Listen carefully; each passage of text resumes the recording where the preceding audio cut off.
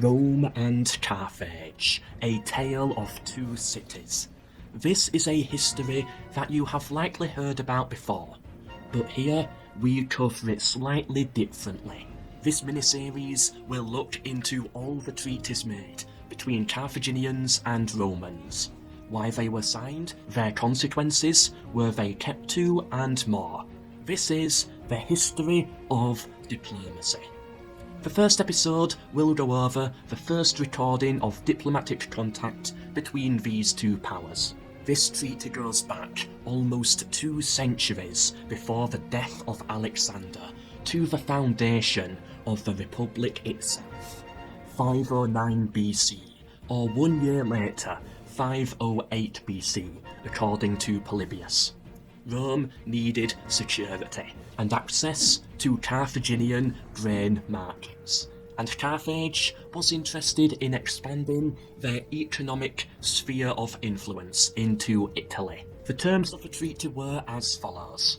Rome was forbidden to sail past Cape Bello, the Gulf of Carthage. However, if forced to by either storm or enemies, could sail into the neutral zone, drawn out here on this map.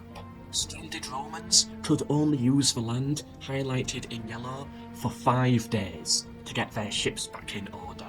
This land could only be used for the essentials of life, nothing more. Interestingly, included as an essential was religious worship.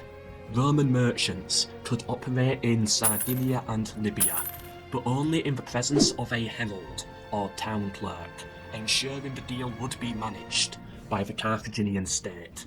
Carthage, meanwhile, could not invade Rome, Rome's subjects or Rome's allies.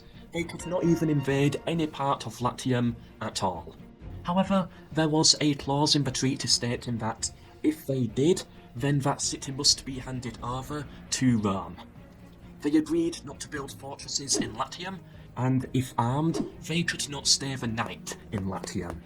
And lastly, in Carthaginian Sicily, Romans were to have the same rights as Carthaginian citizens, mostly because Rome wanted the grain there. Overall, a standard trade deal and non-aggression pact combined. It shows Carthage's clear power over Rome at the time, being able to dictate the treaty in their terms. However, the treaty allowing Romans in Sicily equal rights to Carthaginians, whereas Carthaginians could not be armed in Latium at night or build fortifications, could potentially show Carthage as being more trusting of their new partner than the Romans were in return. Most of the source material for these treaties come from Polybius. Polybius was a Greek historian, although is accused of bias towards Rome, due to them holding him hostage and eventually him becoming client to the Scipios. Despite this, however, he is generally viewed as reliable. Although this being said, the information from this treaty comes from Polybius's translation of an old Latin text, which he apparently had difficulty with, meaning some of this first treaty could be lost or mistaken through translation.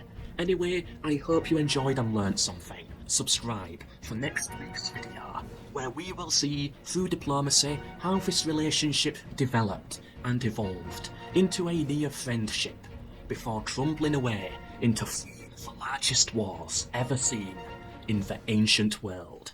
This has been the history of diplomacy.